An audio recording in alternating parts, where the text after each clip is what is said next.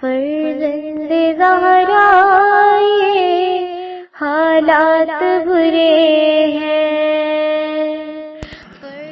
کاشانہ بصیرت ایک ایسا مکمل یوٹیوب چینل جس پر محروم بصارت کے لیے بالخصوص اور تمام افراد کے لیے بالعموم سینکڑوں کی تعداد میں اسلامی کتب دستیاب ہیں۔ لہذا گزارش ہے کہ آپ اپنی ذمہ داری نبھاتے ہوئے کاشانہ بصیرت کو سبسکرائب کرنے کے ساتھ ساتھ بیل آئیکن کو پریس کیجیے تاکہ آپ علم کے حصول کے ساتھ ساتھ مذہب اہل بیت کی اشاعت میں بھی اہم کردار ادا کرتے رہیں۔ کاشانہ بصیرت۔ فرزند زہرا یہ حالات برے ہیں۔ بسم اللہ الرحمن الرحیم۔ السلام علیکم۔ یہ کتاب آپ کے لیے کاشانہ بصیرت یوٹیوب چینل کی جانب سے ریکارڈ کی جا رہی ہے۔ اس میں کتاب حضرت صدیقہ طاہرہ سلام اللہ علیہا، تالیف حضرت علامہ عبدالحسین امینی نجفی۔ اب ہم کتاب کا پارٹ نمبر 10 پڑھیں گے۔ چھٹا باب امیر المومنین علیہ السلام کی ولایت اور بعد رسول ان پر ہونے والے مظالم کے سلسلے میں حضرت زہرا سلام اللہ علیہا کی حمایت کا بقیہ حصہ۔ صفحہ نمبر 126۔ خلیفہ اس امت کے سب سے زیادہ رحم دل انسان۔ نمبر 1۔ بلازری نے انصاب میں خلف بازار سے اس نے ابو شہاب حنات۔ کتاب کا حوالہ ہے، تفصیل ملاحظہ فرمائیں۔ فتح البدان بلازری، صفحہ نمبر 39-41، صفحہ نمبر 46-47۔ تاریخ یعقوبی، جلد نمبر 3، صفحہ نمبر 48، جلد نمبر 2، صفحہ نمبر 305۔ شرح نہج البلاغہ ابن ابی الحدید، جلد نمبر 4، صفحہ نمبر 103، جلد نمبر 16، صفحہ نمبر 278، مکتوب نمبر 45۔ رجوع کریں الغدیر، جلد نمبر 7۔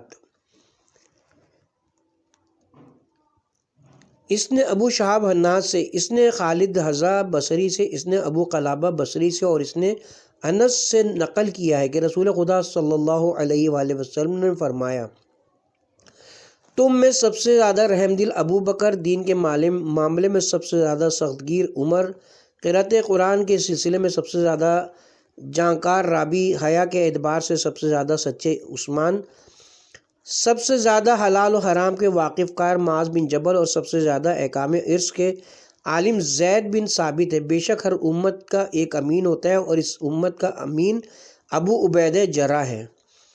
کتاب کا حوالہ ہے، انصاب بلازری، جلد نمبر 5، صفحہ نمبر 5، جلد نمبر 6، صفحہ نمبر 105۔ علامہ امینی فرماتے ہیں، کیا آپ کو خلف بن بزار کی لچر باتوں پر تعجب نہیں ہے کہ جو موثق و امین، عابد و فاضل ہونے کے ساتھ ساتھ پکا شرابی تھا؟ ابو جعفر نفیلی کہتے ہیں کہ اگر شراب خواری کی لت میں مبتلا نہ ہوتا تو وہ روایت حدیث میں سے ہوتا۔ امام احمد بن حنبل کے سامنے خلف کا نام لیا گیا اور کہا گیا کہ اے ابو عبداللہ، وہ شرابی تھا۔ احمد نے کہا، مجھے اس کی خبر ملی ہے، لیکن خدا کی قسم وہ ہمارے نزدیک سقہ و امین ہے، چاہے شراب پیے یا نہ پیے۔ کتاب کا حوالہ ہے، پڑھیے، ہنسیے اور خود ہی حکم کیجیے۔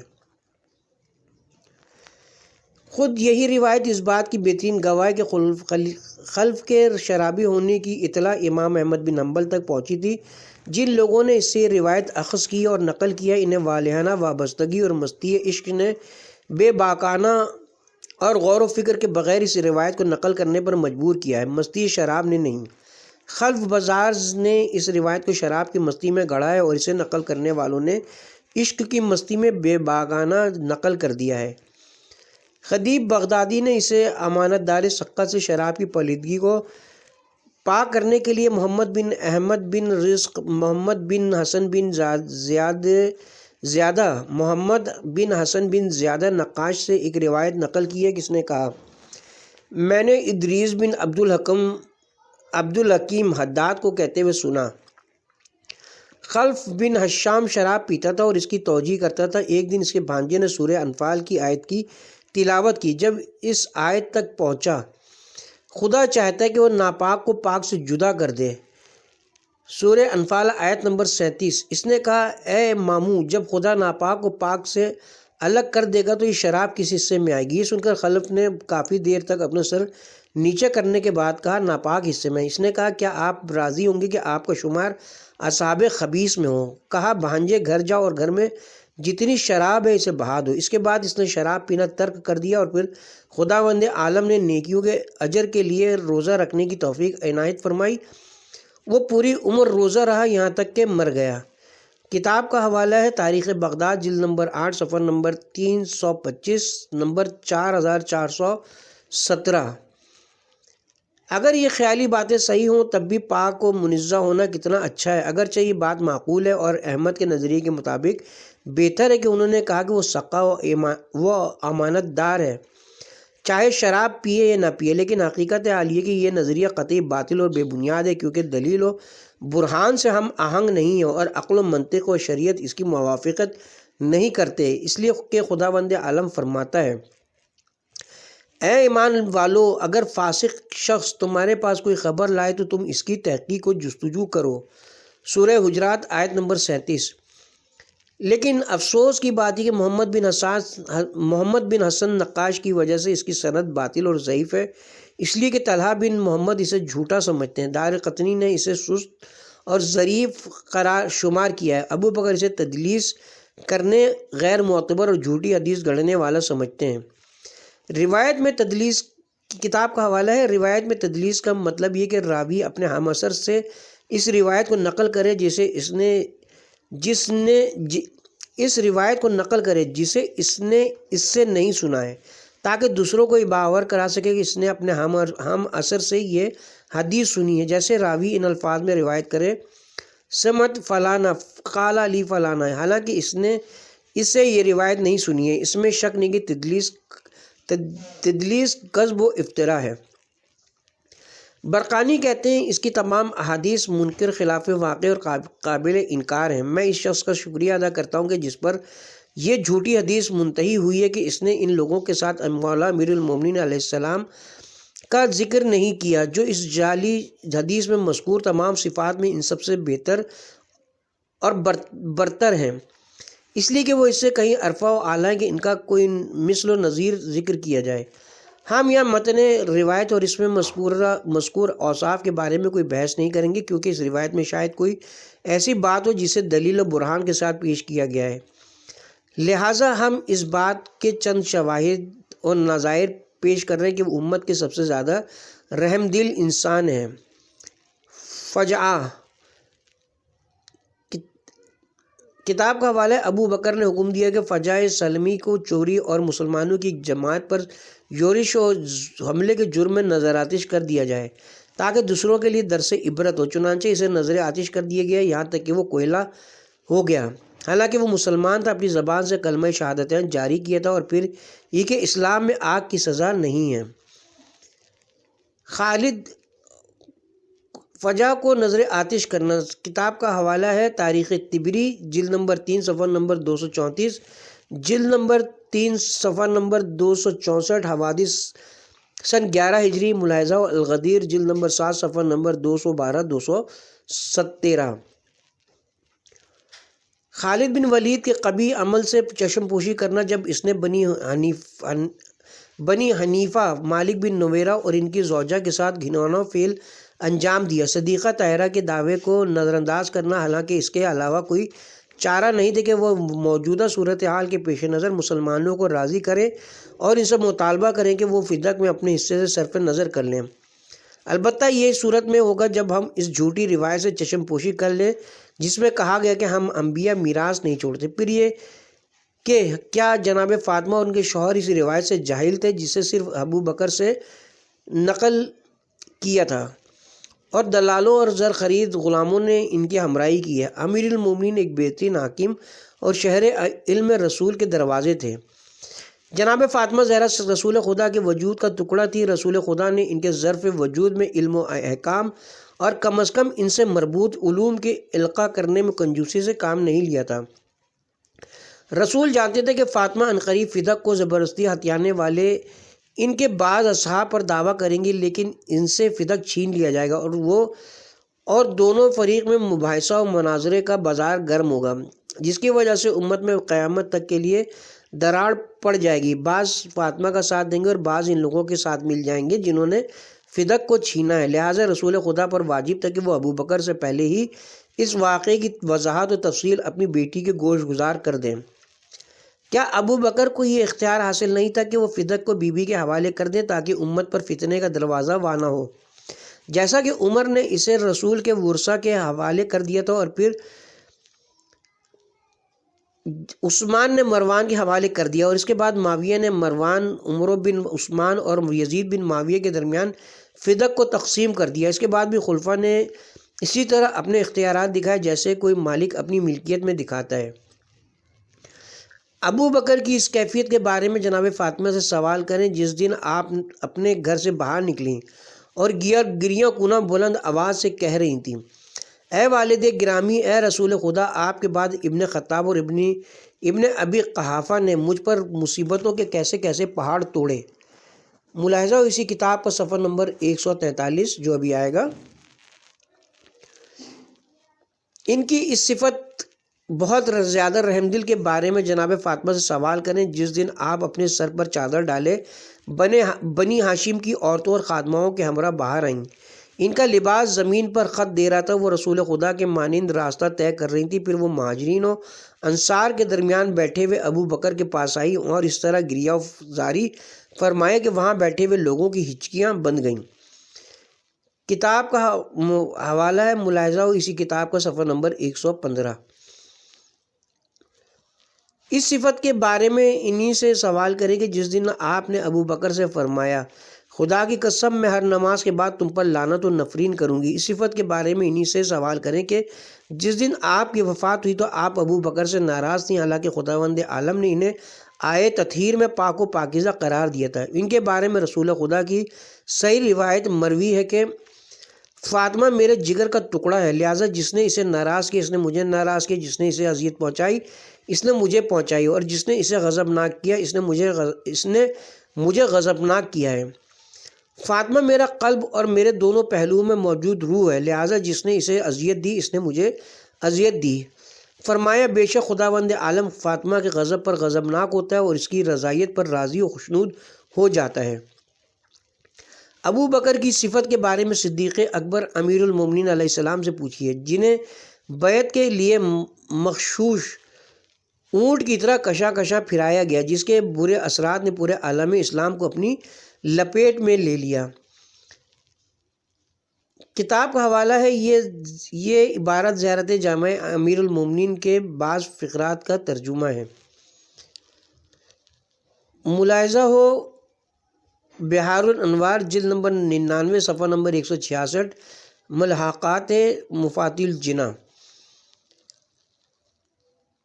بیعت لینے والوں کے دلوں میں گناہوں کا بیج بویا گیا، جس کے نتیجے میں سلمان کو آرزودہ خاطر کیا گیا، مقداد و ابو ذر کو جلا وطن کیا گیا، عمار کا پیٹ چاک کیا گیا، قرآن کی تحریف کی گئی، احکام میں رد و بدل کیا گیا، حدود معطل کیے گئے، آزاد شدہ لوگوں پر خمس کو حلال کیا گیا، مردود و مترود بنی امیہ کو مسلمانوں کے جان و مال پر مسلط کیا گیا، حلال و حرام کو باہم مخلوط کیا گیا، ایمان و اسلام کی تحقیر کی گئی، کعبے کو ویران کیا گیا۔ کتاب کا حوالہ یزید ملعون نے 3 سال حکومت کی۔ پہلے سال اولاد رسول کو شہید کیا، دوسرے سال مدینے پہ حملہ کیا اور واقع ہرا رونما ہوا، تیسرے سال کعبے کو ویران کیا اور اس میں آگ لگائی۔ پھر عبداللہ بن زبیر نے قیام کیا اور بعض لوگوں نے اس کی بیعت کی۔ یزید نے مکے میں ان کا محاصرہ کیا اور منجمید پھینکنے کی وجہ سے کعبہ ویران ہو گیا۔ ملاحظہ اور سیرت الحلبیہ جلد نمبر 1 صفحہ نمبر 290۔ واقع ہرہ کو شیعہ و سنی دونوں نے اپنی کتابوں میں نقل کیا۔ یہ واقعہ یزید ملعون کی موت سے 2.5 مہینے پہلے 27 ذی الحجہ سن 63 ہجری کو پیش آیا، جس کا خلاصہ یہ کہ جب یزید اور اس کے ساتھیوں اور اہلکاروں کی ظلم و بربریت پوری دنیا پر چھا گئی اور لوگوں کے سامنے اس کا فسق و فجور ظاہر ہوا، نیز سن 60 ہجری میں امام حسین کی شہادت کے بعد مدینہ کے بعض لوگ شام گئے اور انہوں نے اپنی آنکھوں سے دیکھا کہ یزید ملعون ہمیشہ شراب خوری، قمار بازی، لہو لعب اور ناچ گانے میں مشغول و مست رہتا ہے۔ اور انہوں نے واپسی پر مدینے کے لوگوں کو یزید کی حرکتوں سے آگاہ کیا تو انہوں نے یزید کا نمائندہ عثمان بن محمد بن ابو سفیان کو مروان بن حکم اور دوسرے امویوں کے ہمراہ مدینے سے باہر نکال دیا۔ وہ لوگ کھلے عام یزید پر لعن و نفرین کرنے لگے اور کہنے لگے جو اولاد رسول کا قاتل ہے، محارم سے نکاح کو جائز سمجھتا ہے اور تارک الصلاۃ اور شراب خور ہے، وہ خلافت کے لائق نہیں ہے۔ اسی لیے انہوں نے غسیل ملائکہ عبداللہ بن حنظلہ کی بیعت کر لی۔ جب یزید کو یہ بات معلوم ہوئی تو مسلم بن عقبہ مری جسے لوگ مجرم و مصروف کہتے تھے کو عظیم لشکر کے ساتھ شام سے مدینہ روانہ کیا۔ لشکر مدینہ کے نزدیک پہنچا اور مسجد نبوی سے 1 میل کے فاصلے پر واقع حرہ واقم نامی جگہ پر اہل مدینہ سے شدید جنگ ہوئی۔ اس میں بہت سے اہل مدینہ قتل ہوئے۔ مروان مسلسل مصرف کو اہل مدینہ کے قتل پر ابھارتا رہا، یہاں تک کہ ان میں مقاومت کی تاب نہ رہی اور انہوں نے مدینہ کی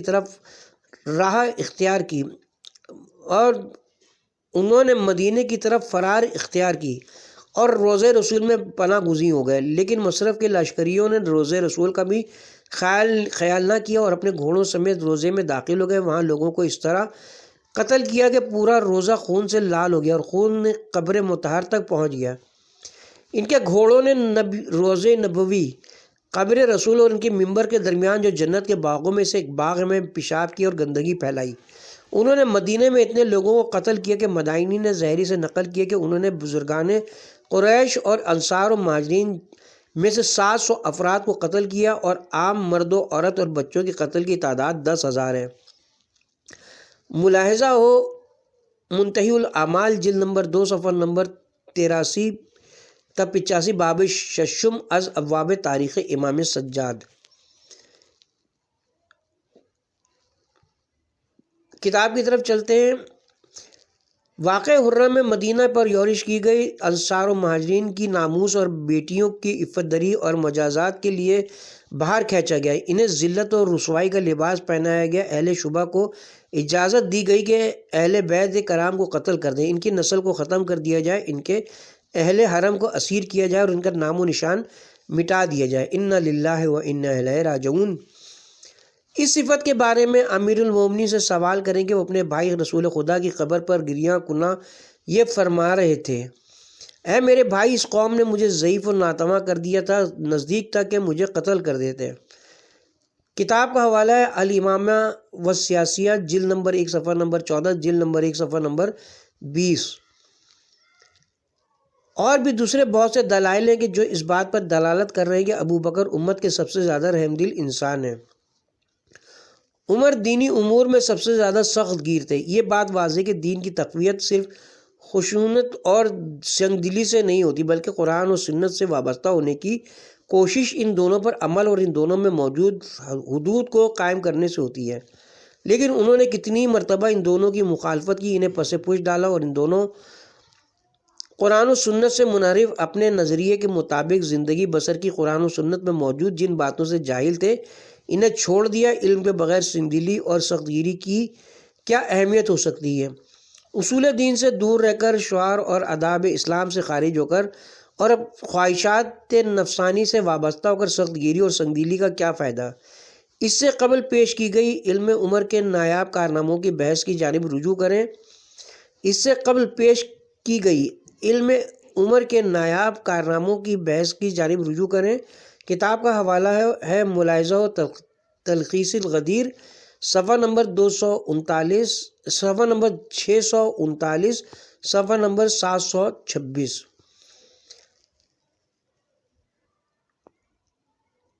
آپ کو اس صفت کو ثابت کرنے والے بہت سے قوی دلائل دستیاب ہوں گے، لہذا آپ خود ہی پڑھیے اور فیصلہ کیجیے۔ عثمان حیا کے اعتبار سے سب سے سچے، اس پر دلیل قائم کرنے کے لیے 8ویں اور 9ویں جلد کافی ہے۔ کتاب کا حوالہ ہے، اس کا خلاصہ تخلیص القدیر اردو کے صفحہ نمبر 878 اور 1135 پر موجود ہے۔ ان دونوں جلدوں کا ہر صفحہ عثمان کی صفت کی نشاندہی کر رہا ہے، نیز اس سے قبل پیش کی گئی پیش کی گئی حیا کی بحث بھی ملاحظہ فرمائیے۔ کتاب کا حوالہ ہے ملاحظہ و تخلیص الغدیر، صفحہ نمبر 122، صفحہ نمبر 1122 سے 1128۔ باقی 3 افراد جو کچھ ان کے بارے میں کہا گیا ہم ان پر بحث نہیں کریں گے، اس لیے کہ یہ تضییع اوقات اور اہم مطالب سے دوری کا سبب ہے۔ جو بھی تخلیص غدیر کا دقت نظر سے مطالعہ کرے گا سمجھ جائے گا کہ علم امت عریض و واجبات کا سب سے زیادہ جانکار اور امین ان تینوں افراد کے علاوہ کوئی اور ہے۔ امت کی حقیقت ان جیسے بے وقت لوگوں سے قطعی سازگار نہیں ہے، اس لیے کہ خود رسول خدا صلی اللہ علیہ وسلم ایسے افراد سے مشوش اور خوفزدہ تھے۔ چنانچہ آپ فرماتے ہیں، میں اپنے بعد اپنی امت سے ہوا و ہوس کی گمراہی، خواہشات کی پیروی اور معرفت کے بعد غفلت سے خوفزدہ ہوں۔ کتاب کا حوالہ ہے اسد الغابہ، جلد نمبر 1 صفحہ نمبر 108، جلد نمبر 1 صفحہ نمبر 127 نمبر 205۔ واقعہ ثقیفہ ایک انسان کے لیے مشکل نہیں کہ وہ ایک صحابی کی خصوصیات اور اس کی حقیقت کو سمجھ سکے، اس لیے کہ تاریخ میں بے پناہ تحریفات کے باوجود حقیقت کی طرف اشارہ کیا گیا ہے۔ ایک واقف کار ناقد خالص و غیر خالص اور سالم و غیر سالم کی وجہ سے مشکوک نہیں ہوتا، وہ غور و خوض کے بعد خالص سے واقفیت حاصل کر کے حقائق کو درک کر سکتا ہے اور اس کے ذریعے لوگوں کی خصوصیات اور گزشتہ افراد و امت کے میزان شناخت کو درک کر کے انہیں پہچان سکتا ہے۔ ہمارے لیے ضروری ہے کہ ہم گزشتہ اور موجودہ اسلام کی بزرگ شخصیتوں کے حالات زندگی کو اہمیت کی نگاہ سے دیکھیں، تحقیر اور تنگ نظری کی نگاہ سے نہ دیکھیں۔ خاص طور سے وہ افراد جو دینی معاشرے میں خلافت راشدہ کی حیثیت سے پہچانے گئے ہیں، چاہے ان کی خلافت قانونی انتخاب، البتہ میزان عدل اور بازار اعتبار میں ایسے انتخاب کی کوئی اہمیت نہیں کہ ذریعے انجام پائی ہو۔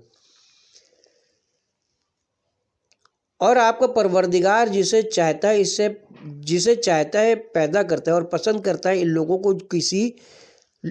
کو کسی ارتکاب، دوبارہ پڑھتے ہیں اس آیت کو، اور آپ کا پروردگار جسے چاہتا ہے پیدا کرتا ہے اور پسند کرتا ہے ان لوگوں کو کسی کا انتخاب کرنے کا کوئی حق نہیں ہے۔ سورہ قصص آیت نمبر 68۔ اور کسی مومن مرد و عورت کو اختیار نہیں کہ جب خدا و رسول کسی امر کے بارے میں فیصلہ کر دیں تو وہ بھی اپنے امر کے بارے میں صاحب اختیار بن جائے۔ سورہ احزاب آیت نمبر 36۔ اللہ ہی کے لیے اول و آخر ہر زمانے کا اختیار ہے۔ سورہ روم آیت نمبر 4۔ ان لوگوں کے لیے پروردگار کے نزدیک دارالسلام ہے اور وہ ان کے اعمال کی بنا پر ان کا سرپرست ہے۔ سورہ انعام آیت نمبر 127۔ اور انہوں نے تکذیب کی اور اپنی خواہشات کے اتباع کیا اور ہر بات کی ایک منزل ہوا کرتی ہے۔ سورہ قمر آیت نمبر 3۔ ان باتوں کے پیش نظر رسول اکرم کے یار غار اور ہجرت میں سبقت کا مظاہرہ کرنے والے مہاجرین میں ان کے تنہا رفیق کی اہمیت و عظمت کا جاننا ضروری ہے۔ ان سے حق تلفی ان کے راسخ عقیدہ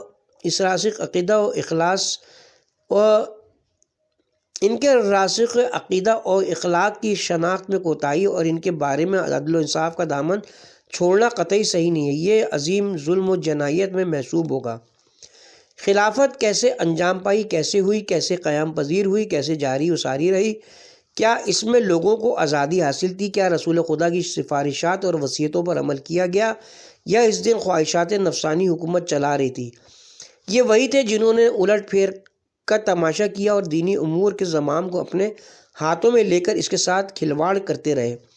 ہم خلافت سے متعلق ان تمام موضوعات پر بحث نہیں کرنا چاہتے۔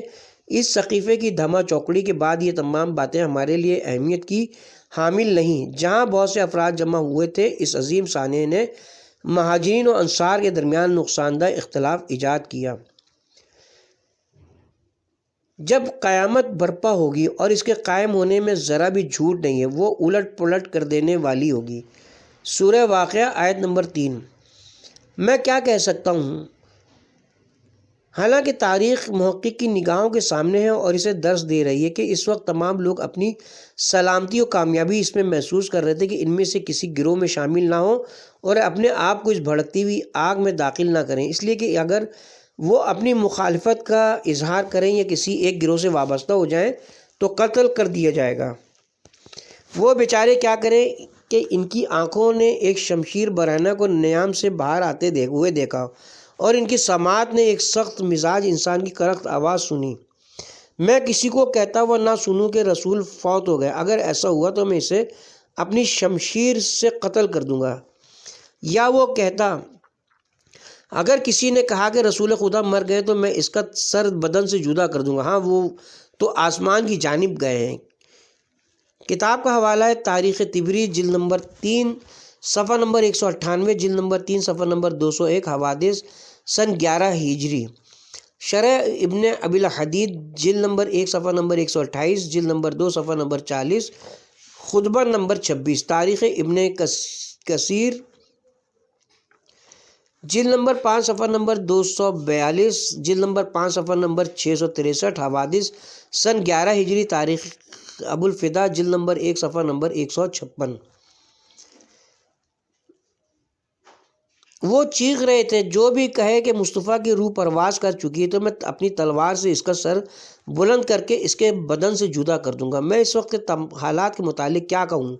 جب امت بری طرح پراگندہ ہو گئی تھی، مار پیٹ کی نوبت آ گئی تھی، باتوں کا تبادلہ بری طرح ہو رہا تھا، پھر وہ دونوں ضعیف مرد بلند ہوئے اور ایک دوسرے کا نظریہ دریافت کرنے سے پہلے دوسرے کے لیے اپنی بیعت پیش کر دی۔ ایسا لگتا ہے جیسے یہ پروگرام پہلے ہی سے طے شدہ تھا۔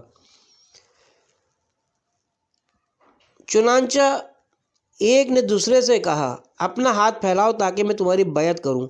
دوسرے نے کہا، نہیں، تم اپنا ہاتھ پھیلاؤ تاکہ میں تمہاری بیعت کروں۔ دونوں ایک دوسرے کے ہاتھ پر بیعت کرنا چاہتے تھے۔ مدینہ کا گورکن ابو عبیدہ جراح ان دونوں کے ساتھ ہو گیا تھا۔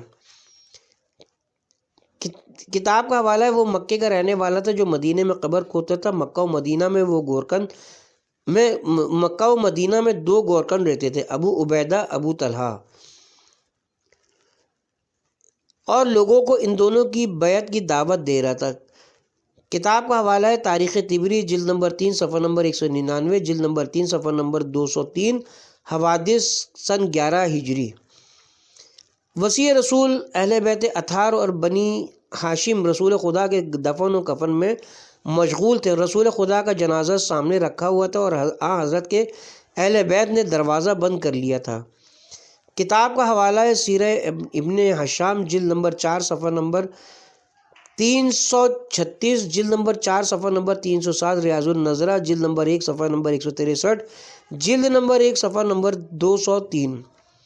اصحاب نے حضرت اور ان کے اہل بیت کو تنہا چھوڑ دیا تھا اور صرف انہی لوگوں نے دفن کے فرائض انجام دیے۔ کتاب کا حوالہ ہے طبقات ابن سعد صفحہ نمبر 821، طبع لندن جلد نمبر 2 قسم دوم صفحہ نمبر 76، جلد نمبر 2 صفحہ نمبر 301۔ رسول خدا کا جسم مطہر 3 روز بقول سوموار سے بدھ یا اس کی رات۔ تاریخ کتاب کا حوالہ تاریخ ابن کثیر جلد نمبر 5 صفحہ نمبر 27، صفحہ نمبر 271، جلد نمبر 5 صفحہ نمبر 292، حوادث سن 11 ہجری، تاریخ ابو الفدا جلد نمبر 1 صفحہ نمبر 152۔ سوموار سے بدھ یا اس کی رات۔ کتاب کا حوالہ ہے طبقات ابن سعد طبع لندن صفحہ جلد نمبر 2 صفحہ نمبر 5879، جلد نمبر 2 صفحہ نمبر 273 305، سیرہ ابن ہشام جلد نمبر 4 صفحہ نمبر 343 344، جلد نمبر 4 صفحہ نمبر 314، مسند احمد جلد نمبر 6 صفحہ نمبر 274، جلد نمبر 7 صفحہ نمبر 309، حوالہ نمبر 25817، سنن ابن ماجہ جلد نمبر 1 صفحہ نمبر 499، جلد نمبر 1 صفحہ نمبر 521، حوالہ نمبر 1628، تاریخ ابو الفدا جلد نمبر 1 صفحہ نمبر 152 وہ کہتے ہیں قول صحیح ہے کہ آن حضرت بدھ کے دن مدفن ہوئے۔ تاریخ ابن کثیر جلد نمبر 5 صفحہ نمبر 271، جلد نمبر 5 صفحہ نمبر 291، حوادث سن 11 ہجری وہ کہتے ہیں یہ قول اکثر کے نزدیک مشہور ہے، نیز وہ یہ بھی کہتے ہیں قول صحیح ہے کہ آن حضرت بدھ کی رات کو مدفون ہوئے۔ کتاب کی طرف چلتے ہیں دوبارہ۔ سوموار سے بدھ یا اس کی رات تک دفن کے بغیر زمین پر پڑا رہا، پھر ان کے اہل بیت نے دفن کیا اور صرف قریبی افرادی دفن و کفن میں شریک ہوئے۔ کتاب کا حوالہ ہے طبقات ابن سعد صفحہ نمبر 824، طبع لندن جلد نمبر 2 قسم دوم صفحہ نمبر 78، جلد نمبر 2 صفحہ نمبر 304۔ اور آن حضرت کو شب کے آخری حصے میں دفن کیا گیا۔ کتاب کا حوالہ ہے سنن ابن ماجہ جلد نمبر 1 صفحہ نمبر 499، جلد نمبر 1 صفحہ نمبر 521، حوالہ نمبر 1628، مسند احمد جلد نمبر 6 صفحہ نمبر 374، جلد نمبر 7 صفحہ نمبر 390، حوالہ نمبر 25817۔ قوم کو دفن کی قطعی اطلاع نہیں تھی، جب شب کے سناٹے میں بیلچے کی آواز سنی تب جا کر متوجہ ہوئے۔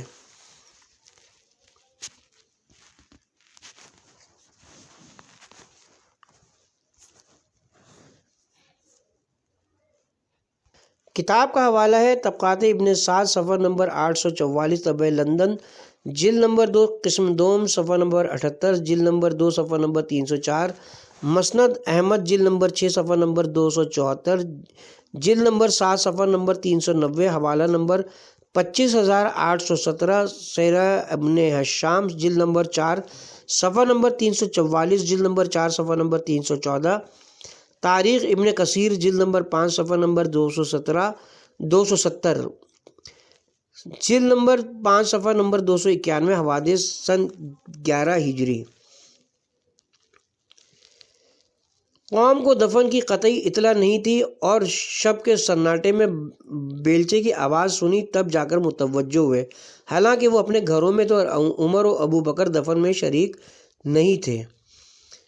یہ مطلب ابن ابی شبیب نے المصنف، یہ کتاب کا حوالہ ہے کہ یہ مطلب ابن ابی شبیب نے المصنف جلد نمبر 14 صفحہ نمبر 568، حوالہ نمبر 18892 میں کنز الاعمال جلد نمبر 3 صفحہ نمبر 140، جلد نمبر 5 صفحہ نمبر 652، حوالہ نمبر 14139 کے حوالے سے نقل کیا گیا ہے۔ میں اس کے بعد کیا کہوں کہ لوگ عمر بن خطاب کو ابو بکر کے پاس ہمیشہ رفت و آمد کرتے ہوئے دیکھتے تھے۔ وہ اتنے بلند اور سخت لہجے میں گفتگو کرتے تھے کہ منہ سے جھاگ نکلنے لگتی تھی۔ کتاب کا حوالہ ہے طبقات ابن سعد صفحہ نمبر 787، طبع لندن جلد نمبر 2 صفحہ نمبر قسم دوم صفحہ نمبر 53، جلد نمبر 2 صفحہ نمبر 267، شرح ابن ابی الحدید جلد نمبر 1 صفحہ نمبر 133، جلد نمبر 2 صفحہ نمبر 56، خطبہ نمبر 26۔ اس کے بعد اس عظیم بدری صحابی حباب بن منظر کی آواز سنائی دی، حالانکہ وہ اپنی شمشیر ابو بکر کی طرف تانے ہوئے کہہ رہے تھے، خدا کی قسم کوئی میری تردید نہیں کرے گا ورنہ میں تلوار سے اس کی ناک توڑ دوں گا۔ میں ایسا درخت ہوں جس کے ذریعے اونٹ اپنے بدن کو ملتا ہے۔ میں خرمے کا ایسا درخت ہوں جس کے اطراف میں ستون قائم ہے تاکہ بہت زیادہ پھلوں کے بار سے اس کی شاخیں گر نہ جائیں۔ میں ایسا شیر ببر ہوں جس کی پرورش شیر کے مانند میں ہوئی ہے اور شیری کی طرف اس کی نسبت دی جاتی ہے۔ ان سے کہا گیا ایسی صورت میں خدا تمہیں قتل کرے۔ انہوں نے کہا بلکہ خدا تمہیں قتل کرے، یا کہا میں تمہیں قتل ہوتا ہوا دیکھ رہا ہوں۔ کتاب کا حوالہ ہے صحیح بخاری جلد نمبر 10 صفحہ نمبر 45، جلد نمبر 6 صفحہ نمبر 2506، 6442، مسند احمد جلد نمبر 1 صفحہ نمبر 56، جلد نمبر 1 صفحہ نمبر 90، حوالہ نمبر 393، سیرہ ابن حشام سیرہ ابن حشام جلد نمبر 4 صفحہ نمبر 339، جلد نمبر 4 صفحہ نمبر 310، تاریخ طبری جلد نمبر 3 صفحہ نمبر 209 210، جلد نمبر 3 صفحہ نمبر 220 223، حوادث سن 11 ہجری شرح ابن ابی الحدید جلد نمبر 1 صفحہ نمبر 128، جلد نمبر 2 صفحہ نمبر 38، خطبہ نمبر 26، جلد نمبر 2 صفحہ نمبر 4، جلد نمبر 6 صفحہ نمبر 9، جلد نمبر 6 صفحہ نمبر 9، خطبہ نمبر 66۔ یہ سن کر لوگوں نے انہیں پکڑا اور ان کے پیٹ پر لات ماری اور ان کے منہ میں مٹی بھر دی گئی۔ شرح ابن ابی الحدید جلد نمبر 2 صفحہ نمبر 16، جلد نمبر 6 صفحہ نمبر 40، خطبہ نمبر 66۔ ابھی واقع ثقیفہ کا پورا اس قصہ تمام نہیں ہوا ہے، اور اب ہم کتاب کے پارٹ نمبر 10 کو یہاں پہ اختتام کرتے ہیں، اور واقع ثقیفہ کا بقیہ حصہ پارٹ نمبر 11 سے پڑھیں گے انشاءاللہ۔